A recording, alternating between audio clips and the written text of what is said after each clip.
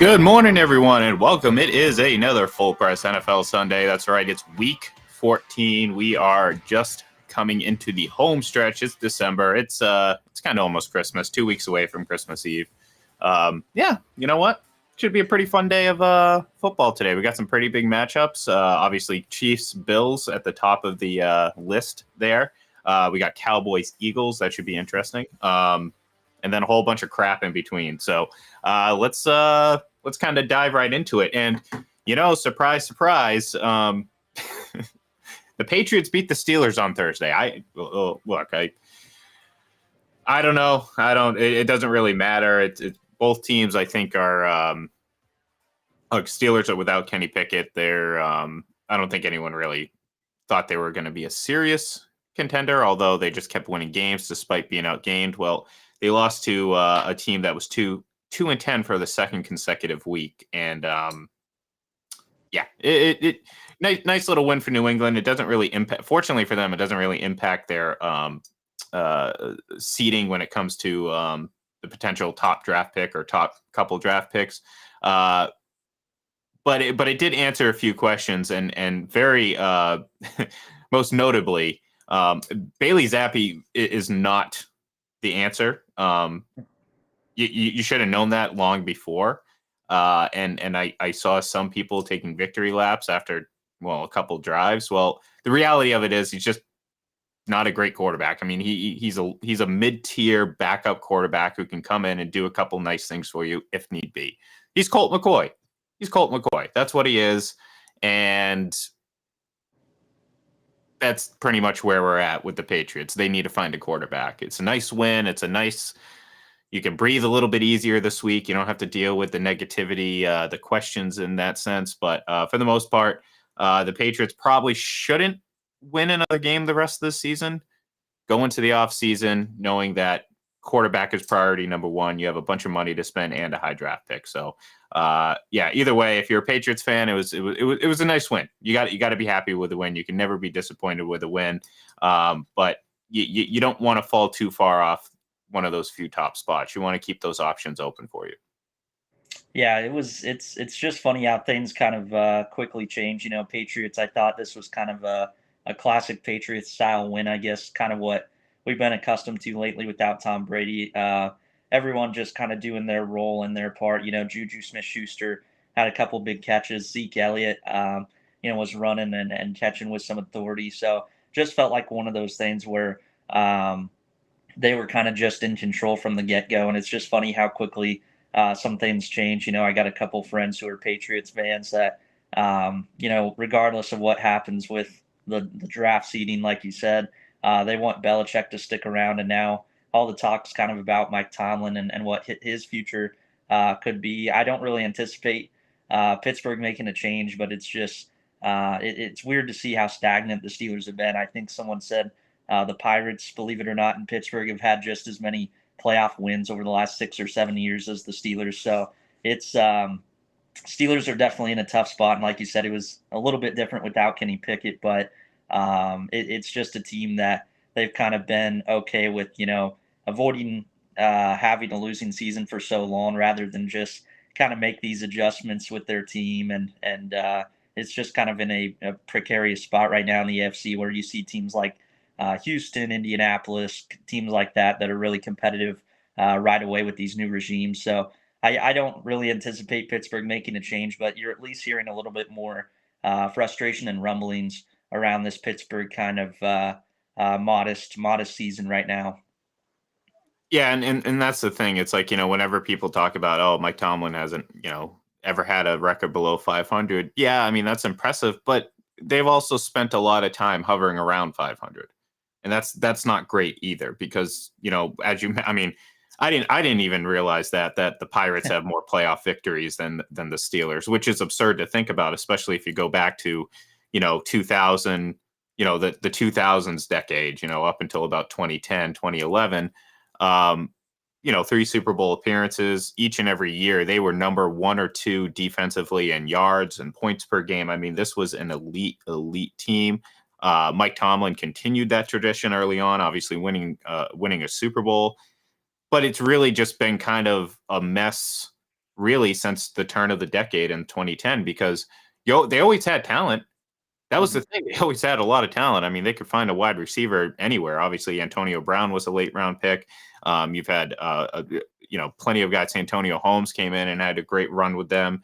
You had other guys that, again, they just made it work, but it never resulted in victory. Now, look, there's a lot of reasons why AFC teams during that time did not have it much more success. There was two reasons actually. It was Tom Brady and it was Peyton Manning because that was pretty much it. You had to go through one of those two to get to the Super Bowl. That's why the Chargers didn't go to the Super Bowl. That's why Pittsburgh, despite how great they were defensively for all those years and all the talent that they had, and as good as Mike Tomlin is as a coach, that's why they didn't win as much because, well, they were constantly staring down the tunnel at one of those two guys, and more often than not, they got the best of them. So, especially when it comes to the Patriots, I mean, I've said it all the time. I don't care how good the Steelers were. I see the Steelers on a playoff matchup. That is the most stress-free playoff game I swear I ever have, and like clockwork, they just rip them apart every time, no matter how good they are. Um, so yeah, but current versions of the two teams, neither are very good. However, I've been very much in the camp of I don't understand the want or the need to get rid of Bill Belichick. They talk about his roster building and build the GM this. Um, they still have one of the best defenses in the league, as crazy as that Right. sounds, and that's without Matthew Judon and Christian Gonzalez. So, who built that roster and has continued to evolve that roster and has been a top 10 unit for since Brady left? Well, it's Bill Belichick. And again, I understand that there's been missteps offensively, sure. Decisions as to who's going to coach the offense, who's going to, you know, be weapons for the offense. That those certainly can come under scrutiny, and he certainly hasn't been perfect there. But I contend going into next season, you already need to find a quarterback. That is priority number 1, 2, and 3. You cannot go into next season with the same quarterback room as you did this year, because I don't care what you do beyond that. You can't willfully also go into the season trying to replace the coach from the last 23 years in an entire new regime because you're going to fail. You're going to fail because, first of all, there's no obvious answer for a replacement out there. And we think the top of the draft, drafting quarterbacks is a crapshoot. How about coaches? Right. That's an absolute crapshoot because you tell me how many actual good coaches are in the league right now. Very few. Yeah. So I again, yeah, I hard to just put a number on it. right, and Belichick's one of them. Despite the down year, and I understand everyone wants to pile on him, and a lot of this is built up frustration over years of him being kind of a curmudgeon up there on the podium. But you know what? The reality of it is, this is a prime example of the grass isn't always greener on the other side. And if you're going to ask me, with the Patriots having still a really good defense, a lot of money to spend in the offseason, and a pretty high draft pick at this point, who do I want going into the? Well, I absolutely want Bill Belichick to retool this team because you could look at this team next year, depending again. This is all dependent on who they get under center, and much like the coach, there's no obvious answer, short of again luring Brady and Gronk out of retirement and hoping that somehow a year off somehow gave him 10 more years of football life. For both of them. I don't see an obvious answer out there. So I'm not saying it's going to be easy. I'm not even sold necessarily on the players at the top of the draft. So, it is no guaranteed thing, but that even further tells me that I want someone like Bill Belichick and this regime to shape the future of this team with the opportunity they have, So it's a tricky situation in New England, but I do think you know, I do think there's a path for them to turn it around pretty quickly. This is, not a situation where they're the Panthers, where I really don't see any sort of redeeming quality outside of the fact that, well, technically you still have the number one overall quarterback pick from a year ago, and you hope that he turns things around. But other than that, what do you got? Yeah, it's obviously no first round pick next year.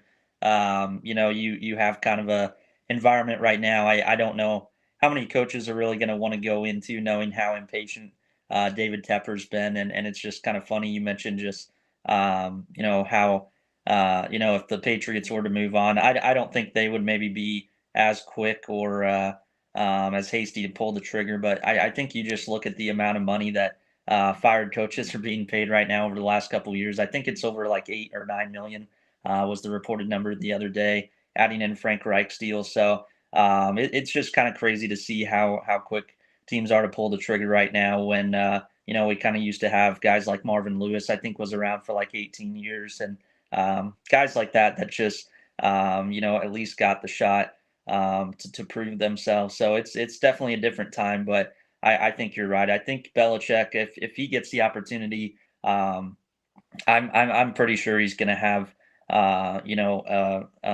great plan to kind of bring in the right quarterback that he believes is going to fit into that team right now. So yeah, it's just going to be fascinating to see where they land in the draft. Like you said, not really sold on the QB class right now between Caleb Williams, Drake May, and some others. We have some guys that could be returning to school, so might not be as many options quantity wise this year as what some people were thinking. So it is going to be interesting to see if they go rookie or maybe find a veteran. I don't know, but I'm just excited to see what route they go down. People laugh and kind of jokingly say it, but the reality of trading back is almost as appealing in that sense because say they have the second or third overall pick. There's going to be a team out there that will drastically overpay for that draft pick, especially as you get closer to the draft.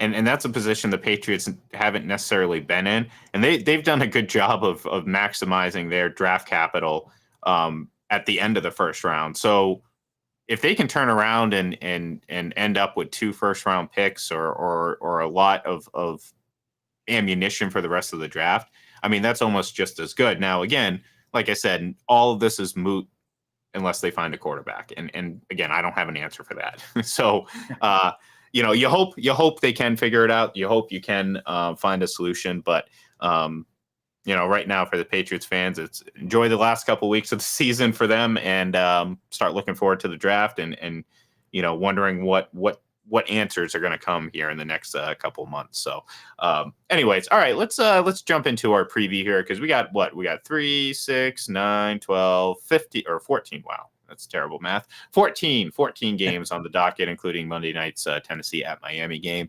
And we're going to start in Baltimore with the Rams heading to the Ravens. And I got the Ravens at home. I think the Rams.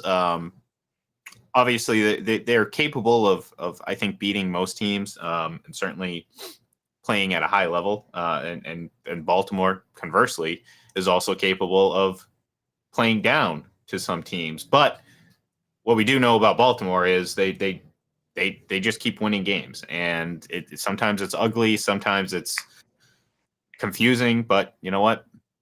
They win games. So I'll take Baltimore at home in this one. Yeah, I'll go Baltimore as well. I've been impressed with the Rams lately. I think just seeing how they battled, I think Sean McVay's done a pretty good job with this team this year, given how young they are in some spots. But for whatever reason against NFC teams, it really doesn't matter how good the NFC team is. Lamar usually kills them. I think he's 16-1 against them now in his career. So it's just going to be interesting to see if this is a close game or not. But either way, I like the Ravens to take care of business. I think getting that bye week late in the season should help them as well. All right, Detroit at Chicago again. Another very confusing team. I think Detroit and Jacksonville are kind of counterparts of each other. It's like they have all this hype, all this potential, but it's just like I feel like they both ended last season strong and came into this season with a lot of hype. I think Detroit's handled it a little bit better, but has had some odd performances. Thanksgiving was very. I mean, again, maybe it doesn't look as bad now because Green Bay's been playing some really good football, but still, for a team that was ready to take a really hold of that NFC North, they really laid an egg. So for me, I'm still hesitant to trust them, just like I am with Jacksonville. Although I distrust Jacksonville a whole hell of a lot less. I'm going to take obviously Detroit in this one, even Chicago at home, because it's Chicago, and well, dare I say more?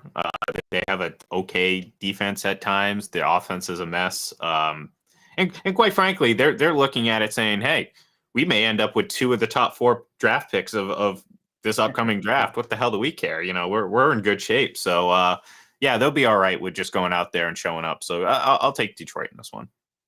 Yeah, I'll go Detroit as well. I think they'll try to start this one a little faster than they did against the Bears a few weeks ago. Bears probably should have held on to win that game. But yeah, if they could just get a hot start on defense for once, I think they'll be fine. I like the Lions in this one, but could be a little more close with Justin Fields.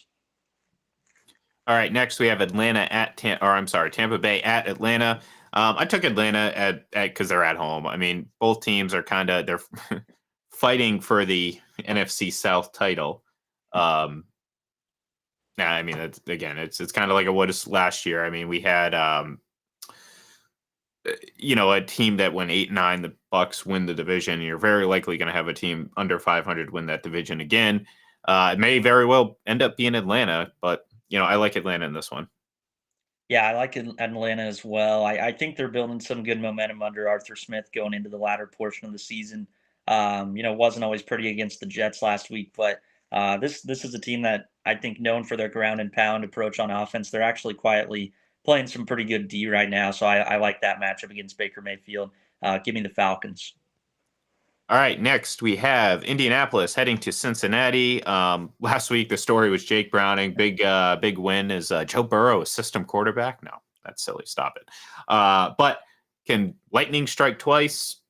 Yeah, yeah. I think Cincinnati's going to be able to pull this one out. They're at home. Indy's not a formidable opponent, and I think they'll do enough. I don't know if we're going to get another 34-point outburst, but I think you're going to see a little scrappy win from the Bengals. But again, this isn't necessarily going to mean they're still in it. No, look, Joe Burrow's done. This Bengals team is they're not going to contend for a Super Bowl, but I think they can ride the momentum a little bit more and win at home against Indy. Yeah, I went with the Colts in this one. This was a tough one to pick for sure. I just kind of like what Shane Steichen's done with this team. Gardner Minshew scares the hell out of me, but for whatever reason, this Colts team has found some ways to win. So I'm going to go with the Colts. Not a lot of confidence in it, but should be an entertaining game, I think. All right, next we have Carolina at New Orleans. I took New Orleans. They're at home, and they're not the Panthers, so I'll take the Saints. Yeah, I'll go with the Saints as well. Sounds like Derek Carr is going to try to play. He's I don't know if obviously had that's a good or rough bad. stretch, but yeah, it wouldn't shock me if it's similar to last week for the Panthers, where maybe it's a close one. They have a chance to win it, but I still think the Saints will find a way to hold on. I mean, that's the most puzzling thing. And look, I understand Chiefs fans are obviously going to knock on Derek Carr, and I understand why. And it's like I'm sitting here looking at it like, what does New Orleans see in Derek Carr? I just don't get it. What does anyone see in Derek Carr? I just don't get it. I mean, look, the equivalent. He's the equivalent of his brother on TV. It's just an absolute head scratcher sometimes. What was it that his brother said the other day? Something Uh, about Mariota should yeah. play the next few games. Yeah, over Jalen Hurts because he's more, and I'm just like, okay, that's outrageous. Derek Carr or David Carr, it doesn't matter. D Carr, you you use any D word that you can think of and put Carr after it. It doesn't really matter. Yeah. So again, I just don't get it. I don't understand what New Orleans thought they were going to get. I don't know what Saints fans thought they were going to get. I know half of Raiders fans knew what they were going to get. Most of Chiefs fans knew what they were going to get. And I think a lot of other fans of other teams realized, oh yeah, it's Derek Carr. We get it. We understand what you're getting. Why don't you see it? And I think they're seeing it now. So either way, if he's in, if he's out, I don't know what's an advantage, what's a disadvantage. So whatever. Jacksonville at Cleveland next game. I mentioned it earlier. I don't have a lot of faith in either Jacksonville or Detroit. In this situation, I'm actually picking Cleveland to win this game. I was disappointed last week in Cleveland's defense. I thought they kind of dropped the ball to come in and really help out their offense, help out Joe Flacco, who is making essentially an emergency start for them. Um, I think the offense is going to be a little bit better this week, and I think the defense is going to kind of rebound a little bit and have a strong outing. So I'm going to take Cleveland. Yeah, I'm right there with you with Cleveland. We'll see. I think Trevor Lawrence is going to try to give it a go. We'll see if he's able to do it. But either way, I just don't know if without them at full strength on offense. And I just think out of all the potential AFC playoff teams right now, if you're talking defense, I think the Jags is one that I have probably the least confidence in. So this one is one I think the Browns running game could kind of have a big day with Jerome Ford and Kareem Hunt. So like you said, see if the Browns D bounces back. But either way, I like Cleveland to get out of this little rut that they're in. I think they've lost 2 in a row, so get them back on track with this victory. Next, we have the best team in the AFC South, the Houston Texans, heading to face the New York Jets. The Jets are an absolute mess. I mean, well, I say right now. I mean, they've been an absolute mess for a very long time. But there's different levels to the mess. You know, there's the standard mess that they come into every season being, which they're just the New York Jets. So of course they're going to be a mess. And then it tends to devolve over time. And we're at that point where things are just falling apart for them. You have radio hosts giving advice to head coaches and quarterbacks not wanting to play because their feelings are hurt. And then backup quarterbacks playing so poorly they get cut and you have to go to Trevor Siemian. It's an absolute mess in New York. And having the Houston Texans come in is not something that they're going to want to. It's not something they're going to enjoy. So I'll very emphatically take the Texans here. Yeah, I'll go Texans as well. Not really a whole lot to add to that. I mean, just like you said, it's a big mess with the Jets right now. Their biggest strength on defense is kind of run out of gas, having to shoulder the load, and I just don't really think they're going to be much of a test for CJ Stroud in this passing attack today. So I like Houston by quite a bit. All right, next we have Seattle at San Francisco. Obviously, San Francisco right now is just a machine. They're coming off a huge win over Philadelphia, where they just kind of really made them look like they're not on the same level.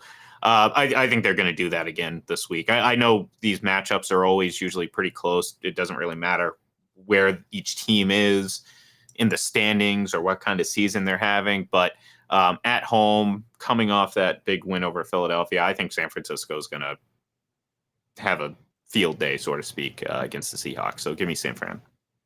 Yeah, I like San Fran pretty big here. Seattle, they did have some impressive moments even in the loss at Dallas, but they've just been so shaky for about a month or so, and now having to play this rival twice in a 3-week span, I think is just going to be too much.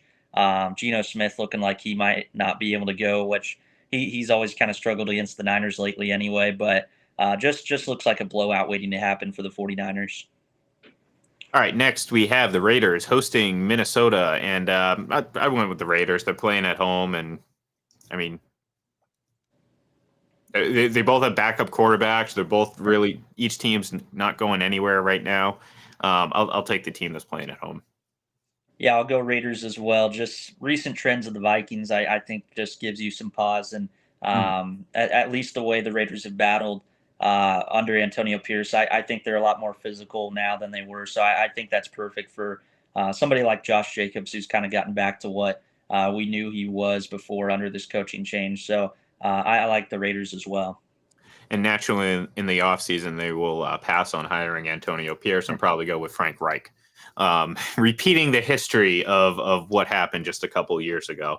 All right, next, Kansas City hosting Buffalo. And look, this is a pretty big game. Neither team is kind of, a couple of years ago, they were at the height of the NFL, top of the AFC. Both these teams were just powerhouses, all that stuff. Both teams are pretty good still, no doubt about it. But they're both going through their unique struggles. Sean McDermott has come under fire, so to speak, the last week or so. And this is on top of everything that has been transpiring with the Bills. You have the Von Miller stuff and kind of hovering in the background. He's going to play this week, but this has been. And then on the flip side, Kansas City. I mean, you're coming off a kind of an ugly loss against Green Bay. I mean, it really. Right. it's been an up and down season, and I know a lot of people are comparing it to 2019, and they were 6-4 this, 6-4 that, but the reality of it is they don't have the offense right now.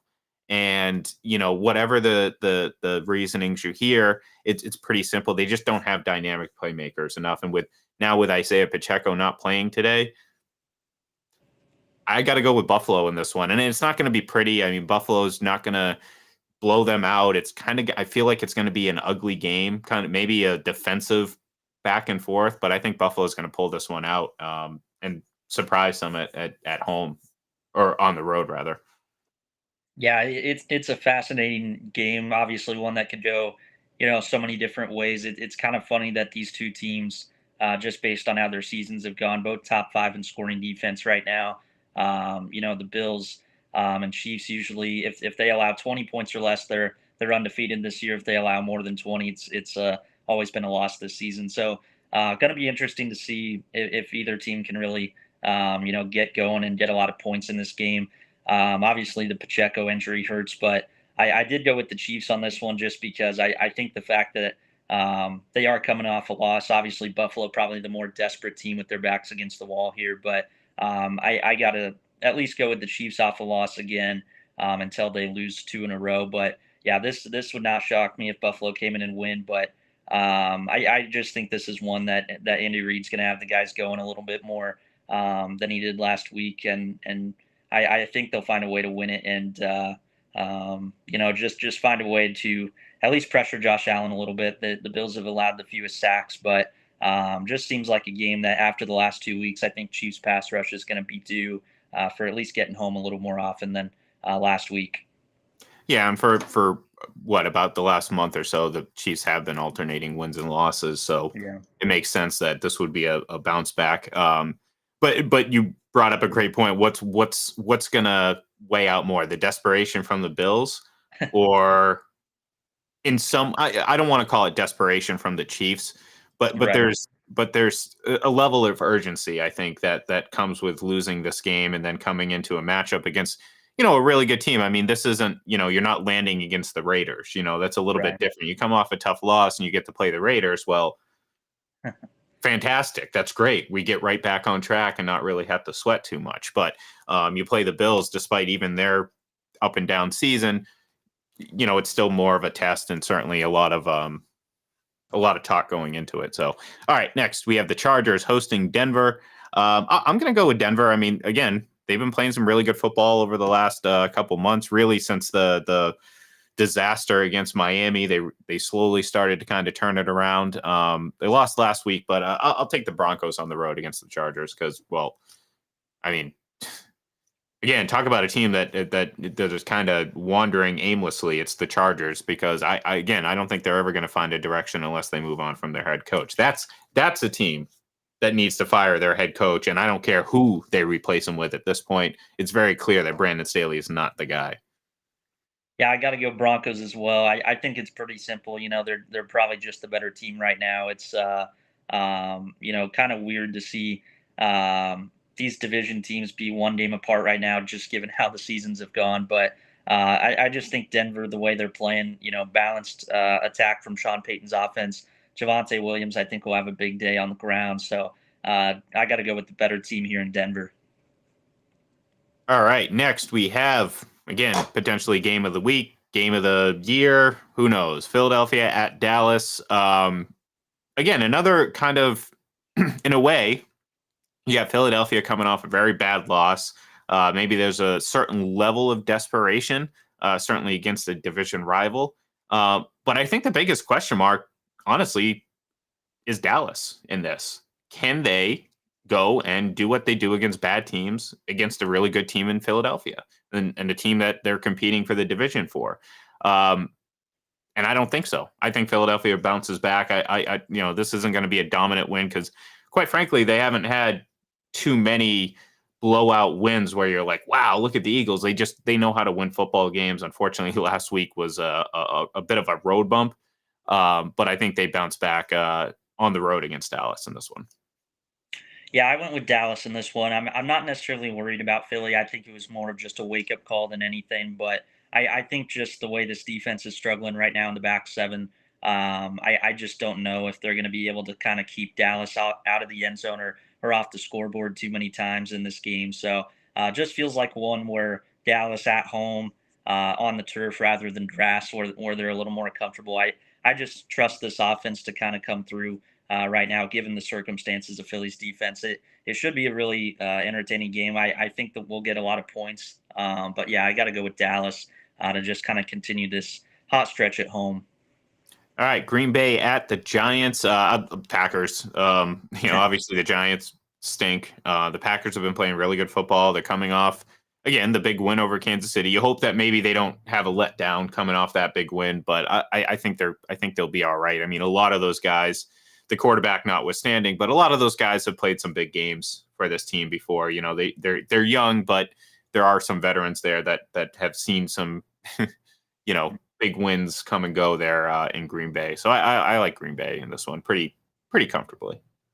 Yeah, pretty comfortably Packers for me as well. I think they're gonna obviously find a way to make the playoffs, just given the schedule they have and the confidence Jordan Love's playing in. I also think Matt LaFleur. I mean, we kind of go crazy over offensive play callers sometimes, but I think just the creativity he's had right now and the play action pass game has set this offense up so well recently. So I think it'll be a pretty big win for Green Bay. Right. And last but not least, Monday Night Football, Miami hosting Tennessee. I'll take the over, is what I'm going to take. Miami. I mean, look, Miami just beats up on bad teams, and I think Tennessee's a bad team. Yeah, they're not going to put up 70 points, but high 30s, 40s, that can be done. Just a couple little passes to Tyreek Hill, and that's all you need. So yeah, give me Miami and Yeah, the over. give me Miami as well. Yeah, I'm going to be fascinated to see if it's another week like last week where Tua even has to play in the fourth quarter. It would not surprise me if his day's done pretty quickly in the second half. So seems like a blowout win for the Dolphins. Pretty simply here. Yep, and there you have it, folks. We just told you everything that's going to happen. So, no, hopefully everyone enjoys this week's games. We have, like I said, we have a few potential big game of the week type games. But obviously, what's going to happen is New Orleans, Carolina is going to be the greatest game of the weekend, and it's going to be fascinating. And yeah, so either way, everyone have a great Sunday. Stay tuned here about 30-40 minutes from now. We got Kyle Center coming up doing our full press fantasy preview. So if you have any questions, any fantasy head scratchers, stay tuned. Hopefully they will get answered there. If not, tune in tomorrow morning. Myself and John Sabachetti will we'll recap what we saw today. So thank you, everyone, and we'll talk to you later.